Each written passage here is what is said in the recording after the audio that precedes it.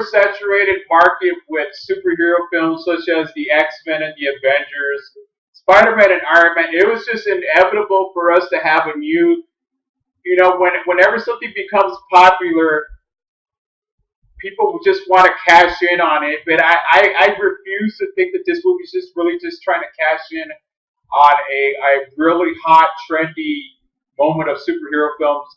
Brightburn. This movie is directed by David Yarbeski, who also, as well as Brian and Mark and James Gunn, who also did Guardians of the Galaxy and Slither.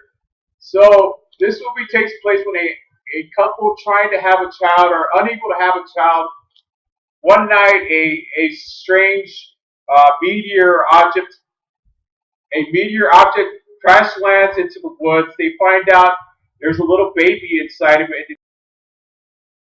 They decide to take it and raise it as their own. Basically, their prayers have been answered that they have a child now. They're able to have a child finally, and they're really, they're really happy for their child. So, and the kid basically becomes a homicidal maniac, a serial killer, when he discovers he's superior. He has superhuman powers and is superior to humans. Okay, so what I liked about this movie really is the dynamic between the relationship of the family. Elizabeth Banks and David Denman, who play Tori and Kyle Breyer, and the kid Brandon Breyer. He's basically a kid he's your typical kid who gets picked on at school and decides when something strange from the spaceship that he crash landed as a child starts to call him at night, and he, there's not really any explanation of where he comes from and who he really is. The only thing that we know is that we go by what we know because of Superman. So something in the ship is calling him, and there's a really good, effectively creepy scene where he's levitating over the ship, speaking in some strange language. He sounds a lot like Klingon or something. It's like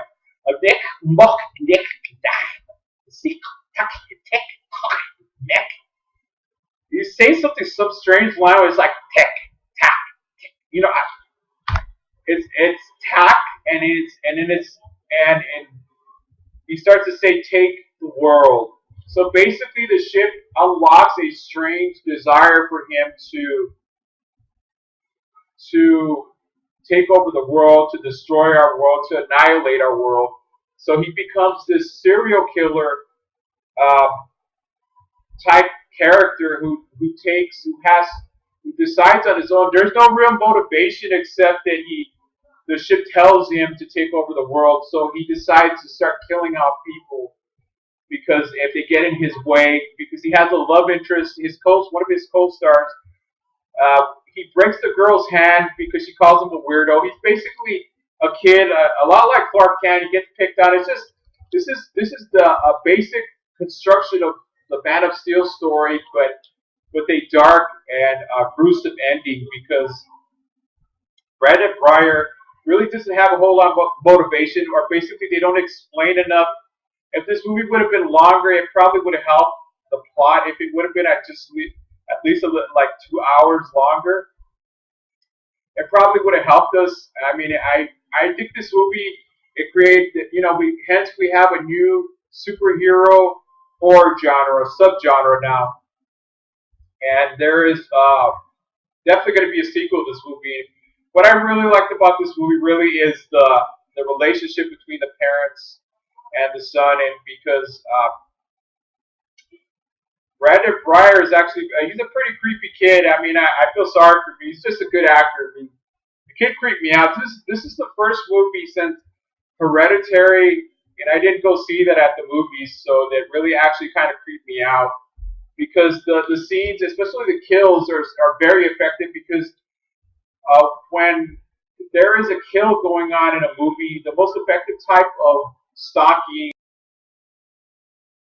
and slasher flicks is when you don't see the killer coming after you.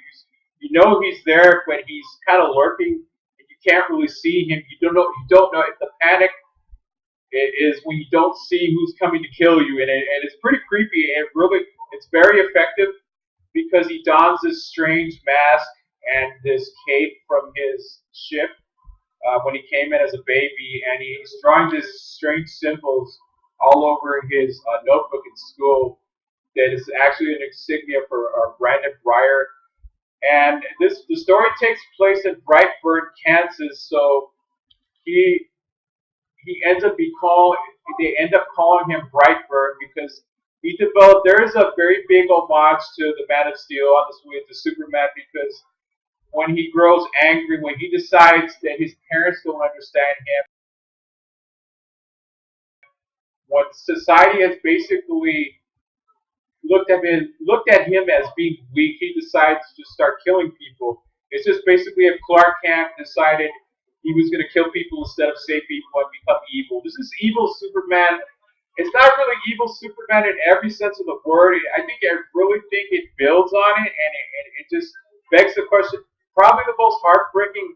There's a heartbreaking aspect of this movie. It's basically when parents realize that their kids are monsters, and they have to come to terms with that, and they don't know how to handle it, and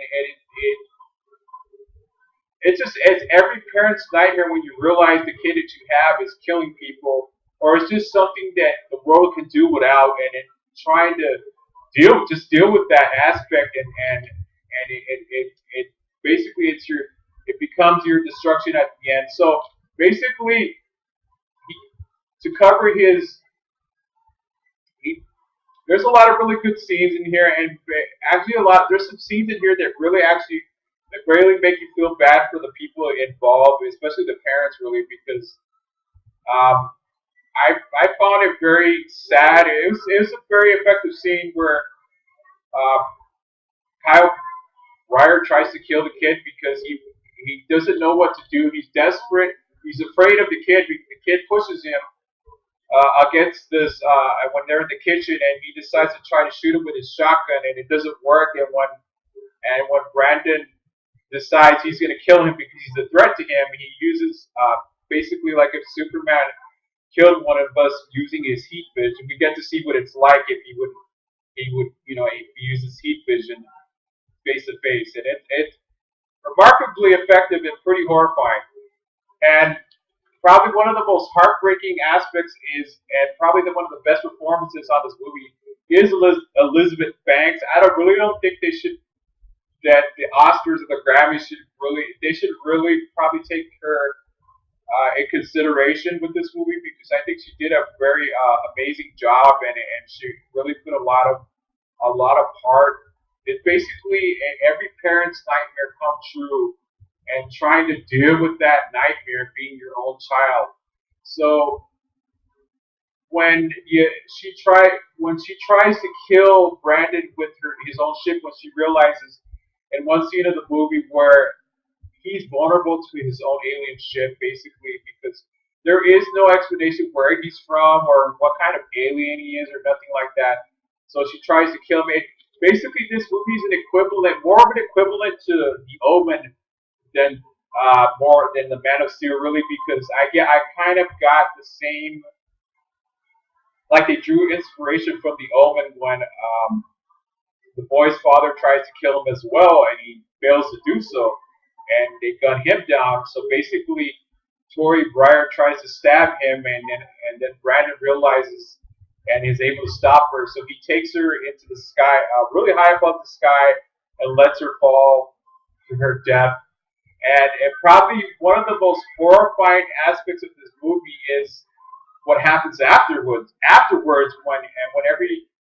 When he sees a big airline plane coming towards him, he just kind of glides.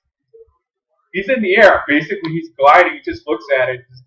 You don't actually see it happening, but he kills everybody on board, and it falls right on top of the Breyer house. Basically, he's trying to cover his tracks from killing the girl's mother, his uncle, as well as his adopted parents.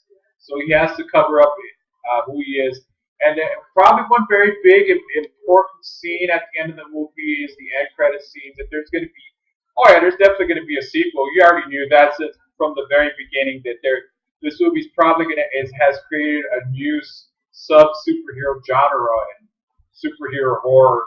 So you already knew that was going to happen. So there is a YouTuber played by Michael Rooker who also did Slither, who's done such movies as Tombstone as well as Cliffhanger. If you guys are very as well as Guardians of the Galaxy, he as a YouTuber trying to cut kind of like a conspiracy theory about Brightburn because he starts going all over the world and killing people. And there's a very horrifying scene where he causes an entire building to fall with people in it. It's pretty. This movie is what would it really. It's very shocking at times because this is what would happen if a 12-year-old kid decided not to become a superhero, become a supervillain, and just start taking over the world and killing a whole lot of people along the way. So, and he's talking about there's other people with strange powers popping up all over the world, including this woman who chokes people with her lasso, kind of like Wonder Woman, and a strange man, ocean, kind of like a fish man, kind of like Aquaman, as well as this costume superhero, and so there's it's a suggestion that there's going to be a sequel, and what we're going to see probably is probably an evil Justice League. This is not an evil Avengers. It's more like I look at this film more of a DC film. So it's more of a Justice League gone bad. It's an evil Justice League. So, oh my, you're getting not bad rating because this movie is probably going to be one of my favorite horror films of the year. It's probably going to be one of the best horror films of 2019. We're still not. We're still great. It's too early to say that. But this is definitely going to be. This is definitely going to be on my top 10 best or favorite movies of the year because I refuse to think this is just going to be just another super subgenre or anything or just a wannabe Man of Steel movie. I think this movie is brilliant. I think it's also shocking as well as it makes you think about it's basically about parents finding out their kid is a monster, and it kind of imitates life in a way, everyday life, and it's very heartbreaking, because probably one of the scenes that really I actually kind of almost cried is when Elizabeth Banks is kind of like looking at Brandon and she's telling him, she's begging him not to kill her, and so he just kind of lets her fall. She falls to her death. So that was a very effective scene, and I really liked. I really I felt sorry. It's just like it's a metaphor for everyday, parents that are struggling with their kids, becoming these types of. I'm not talking about homicidal maniacs or anything like that, really per se, but just they're trying to deal with their kid, and that when he starts to change.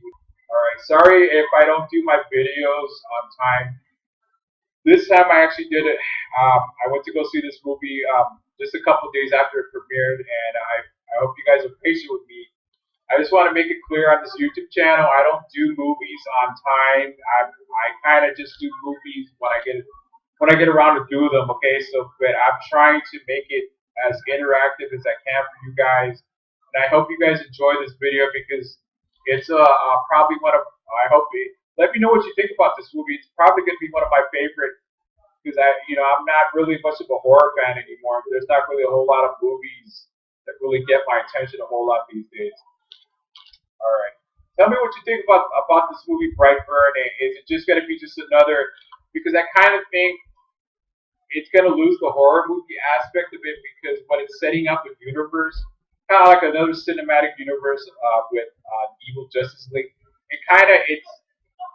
The scary thing about this movie is there's what if they were only super villains and there's no superheroes? What what would humanity do? Let's just say that if there's no Justice League, no Superman, no Aquaman, no Flash, no Batman, and there's just supervillains and they're killing people all over the world. That's a pretty scary thing. So yeah, tell me what you think about what I just talked about an evil Justice League. What would happen if there were no superheroes and there was only supervillains? Okay, all right. Thank you for everybody who's been viewing, and thank you for my last video I did of Godzilla. Thank you for all the likes and the views that I got for that video. That's awesome. You guys are awesome. Thank you so much for that, and I'll see you guys real soon. Bye.